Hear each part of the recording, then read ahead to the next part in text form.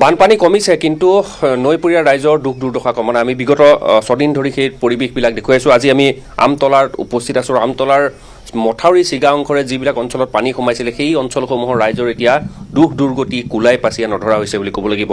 এয়া যদি চায় তেতিয়াহ'লে তেওঁলোকে বছৰৰ যিসমূহ ধান বছৰটো খাবৰ বাবে ধান ভঁৰালত ভৰাই থৈছিল, সেই ভঁৰালৰ ধান তিতি এতিয়া সম্পূৰ্ণৰূপে ইয়াত নষ্ট হৈ গৈছে। আৰু যদি পাৰে সেই ধানৰ বস্তাবিলাক তাৰ পৰা তুলি আনি ওখ স্থানত তেওঁলোকে মেলাৰ চেষ্টা চলাইছে। এইবিলাক যদি ধান আপোনালোকে চায় তেনেহ'লে কিন্তু ইয়াৰ পৰা চাউল উলিয়াই তেওঁলোকে বছৰটোৰ বাবে যে খাব পাৰিব সেয়া ক'ব নোৱাৰি, কাৰণ ইয়াত ধানত গজালি মেলিছে। লগতে সম্পূৰ্ণৰূপে পানীত বিগত 5-6টা দিন এই ধান তিতি আছিল, গতিকে ইয়াত গজালি মেলা ধানৰ এতিয়া শুকুৱাৰ চেষ্টা কৰা হৈছে। আৰু এই ধানৰ পৰা চাউল উলিয়াই যে তেওঁলোকে খাব পাৰিব সেয়া কিন্তু ক'ব নোৱাৰি। অতি কষ্টকৰ কিছু কাম হৈছে। তেওঁলোকৰ কামবিলাক যদি আপোনালোকে প্ৰত্যক্ষ কৰে যে এটা অংশ তেওঁলোকে নাৱত সেই ধানৰ টোপোলাবিলাক আনিছে আৰু তাৰ পৰা ৰাজপথৰ ওপৰত তেওঁলোকে সেই ধানখিনি মেলি দিয়াৰ চেষ্টা চলাইছে। গতিকে ৰাইজৰ দুখ দুৰ্দশা এতিয়া কোলাই পাচিয়া নধৰা হৈছে বুলি মই এইকাৰণেই কৈছোঁ যে তেওঁলোকে ঘৰখনলৈও যাব নোৱাৰে, তাত এতিয়াও পানী আছে। কাৰোবাৰ হয়তো ঘৰৰ ভেটিটো ওলাইছে, চোতালত পানী উভৈ নদী হৈ আছে, কাৰোবাৰ ফিচাৰীত মাছ আছিলে সেয়া সম্পূৰ্ণৰূপে গৈছে। কাৰণ এইসকল কৃষিজীৱী লোক, চহা কৃষিজীৱী লোক, তেওঁলোকে কৃষি কুমৰ ওপৰত নিৰ্ভৰ কৰি থাকে। গতিকে এই কৃষিজীৱী লোকসকলে তেওঁলোকৰ সকলোখিনি হেৰুৱাইছে। এয়া চাওক, আপোনালোকে চাব পাৰে যে বস্তাৰ ভিতৰত এয়া ধান আছিল আৰু ধান ইতিমধ্যেই গজালি মেলিছে।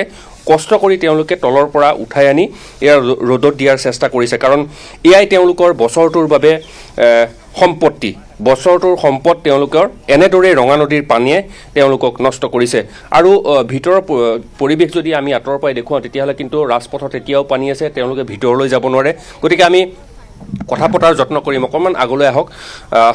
ঘৰ দুৱাৰ ওলাইছেগৈ নাই এতিয়া? ঘৰটো ওলাইছে, কিন্তু আমি তাত সোমাব পৰা নাই, গোটেই বোকা পলস পৰি গ'ল। আৰু এতিয়া কথা হ'ল কি, চৰকাৰে আমাক ৰিলিফ দিছে, ঠিকেই দিছে, কিন্তু পানী শুকাই যাব। তাৰ পাছত আমাৰ জীৱন নিৰ্বাহ, আমাৰ পদ্ধতি কেনেকুৱা হ'ব? কাৰণ আমি সদায় কৃষিজীৱী মানুহ। আপোনাৰ এখন বৃহৎ ফাৰ্ম আছে? বৃহৎ ফাৰ্মো 7 বিঘা মাটি ফাৰ্ম এদায়, ফিচাৰী এদায়, বাৰীৰ নেমু বাগান আছিলে, নেমু বাগান এদায়, পাণ এদায়। গতিকে আমি পিছত কেনেকৈ চলি খাম? চৰকাৰে কিবা এটা অনুদান দিব, কিন্তু আমাক স্থায়ী সমস্যা এটাৰ সদায় দৰকাৰ। কাৰণ স্থায়ী সমস্যা নহ'লে আজি 14খন গাঁৱৰ ৰাইজৰ লগতে আমিও ইয়াত মানে জীয়াতো ভুগি থাকিবলগীয়া হৈছে। আৰু এতিয়া আমি এই পানী শুকাই যোৱালৈকে চৰকাৰে যিখিনি ৰিলিফ দিব আমি খাই থাকিম। তাৰ পাছত আমি ক'ত হাজিৰা কৰিবলৈ যাম? প্ৰতিটো পৰিয়ালৰ ভঁৰালবিলাক ডুবি গ'ল, চবৰে ডুবি গ'ল, কাৰো নাই।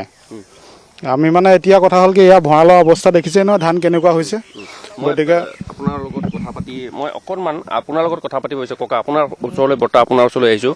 কিমান ধান এতিয়াও তলত আছে আপোনাৰ? এতিয়া আৰু 10 বেগমান আছে মোৰ। 10 বেগমান আছে পানীৰ তলত? পানীৰ তলত আছে। গোটেই বছৰটোৰ ধানখিনি আছে? গোটেই বছৰটো ধান, গোটেই বছৰটো ধান আছে। আৰু বাকী বস্তুটোৰ একোৱেই নাই। শুইবিলাক লেপটলি শুইবিলাক শুকুৱাই থৈছে, আজি 4 দিন হ'ল শুকুৱাই নাই। এতিয়া ঘৰত পানী ভিতৰত ভেটিটো ওলাইছে নাই?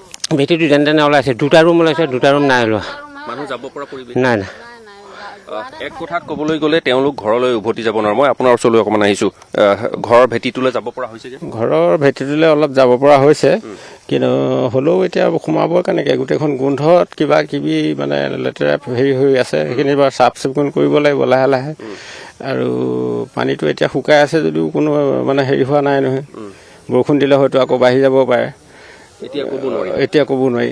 তথাপিতো 2 দিন মথাৰিতে আছোঁ। তাৰোপৰি মানে মই এতিয়া থাকিবলৈ, মানুহজনী কেঞ্চাৰ বেমাৰী, এতিয়া মানুহ বেলেগতহে ৰাখি আছোঁ। গতিকে বৰ অসুবিধাত পৰি আছোঁ। মইতো ডিব্ৰুগড় গৈ আছোঁ, এতিয়া মোলৈ চাম নে নাই, ঘৰৰ মানুহজনীলৈ চাম নাই গৰু গাই চাম। গতিকে তেনেকুৱা সমস্যা হৈছে। ফিচাৰীটো ফালে চাবই নোৱাৰি, মাছ চাছ চব গ'লেই। এতিয়া বিভিন্ন সমস্যা এতিয়া জৰ্জৰিত বহুত আছে। বানপানীৰ লগতে তেওঁলোকৰ ঘৰসমূহতো বহু সমস্যা আছে, কাৰণ তেওঁলোকে আপুনি যদি চায় এই মথাউৰিটোত যিমানকেইটা পৰিয়াল আছে প্ৰত্যেকটো পৰিয়ালৰ চোতালে চোতালে এতিয়া সেই বানপানীয়ে বুঢ়াই পেলোৱা ধানৰ টোপোলাবিলাক মেলি দিয়া হৈছে। ঘৰৰ পৰা বুটলি অনা তেওঁলোকে খাবলৈ সাঁচি থোৱা বস্তুখিনি তেওঁলোকে পাৰলৈ টুনি আনি ৰ'দত দিয়াৰ চেষ্টা কৰিছে। মই যদি আন এটা দৃশ্য দেখাওঁ যে মথাউৰিৰ কাষতে এখন ঘৰ, সেই ঘৰখন কিছু পৰিমাণ পানী কমিছে, কিন্তু তাত গৈ মানুহ থাকিব পৰাৰ পৰিৱেশ এতিয়া নাই। তাত গৈ পেলাই মানুহ থাকিব নোৱাৰে আৰু গোটেই ঘৰ উঙলি গৈছে, কাৰণ 6-7 দিন ইয়াতেই পানী আবদ্ধ হৈ আছিলে। আৰু মথাউৰিৰ ওপৰত আপুনি দীঘলীয়াকৈ যদি চাই প্ৰতিখন ত্ৰিপালৰ তলত মানুহে যিকেইটা বানত ক্ষতিগ্ৰস্ত পৰিয়াল আছিলে সেই পৰিয়ালসমূহে আহি তেওঁলোকৰ সা সম্পত্তিখিনি আনি পাৰলৈ উঠাই আনি চাফ চিকুণ কৰিছে। আৰু এই ঘৰটো যদি প্ৰত্যক্ষ কৰে তেতিয়াহ'লে কিন্তু ইয়াত গৈ মানুহ যে থাকিব পাৰিব বা কিমান দিনলৈ, যদি বৰষুণ বতাহ আহে ঘৰটো সম্পূৰ্ণৰূপে ভাগি পৰিব, কাৰণ নদীৰ ঢলে ইয়াক সম্পূৰ্ণৰূপে ক্ষতিগ্ৰস্ত কৰিছে। চাফ চিকুণ কৰা হৈছে যদিও ইয়াত গৈ কিন্তু থাকিব নোৱাৰে। মই অকণমান বাইদেউ আপোনাৰ সৈতে কথা পাতিব বিচাৰিছোঁ। এই ঘৰটো আপোনাৰ? মোৰ হয়। এতিয়া তাত গৈ থাকিবগৈ পাৰিব? তাত থাকিব নোৱাৰিম, এইটো ঘৰত এতিয়া আমি থাকিম কেনেকে? এতিয়া বিচনা চিচনা একোৱেই নাই আমাৰ, ল'ৰা ছোৱালী আছে মোৰ 2টা।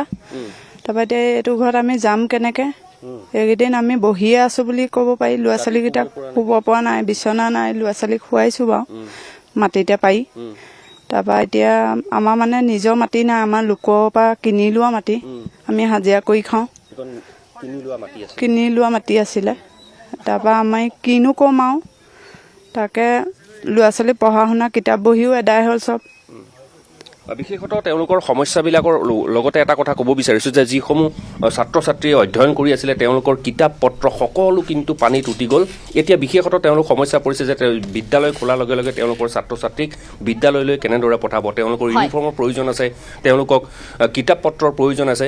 গতিকে এই মথাউৰিটোৰ ওপৰত আশ্ৰয় লৈ থকা প্ৰতিটো পৰিয়ালৰে সমস্যা সকলোৰে একেই সমস্যা। সঁচাকৈ বহুখিনি সমস্যা, এটা অবৰ্ণনীয় পৰিৱেশ পৰিস্থিতি। গতিকে তেওঁলোকক প্ৰশাসনে পৰৱৰ্তী সময়ত এই তেওঁলোকৰ যিবোৰ অভাৱ অভিযোগ আছে সেইবোৰ কেনেধৰণে পূৰণ কৰে সেয়া কিন্তু লক্ষণীয় হ'ব।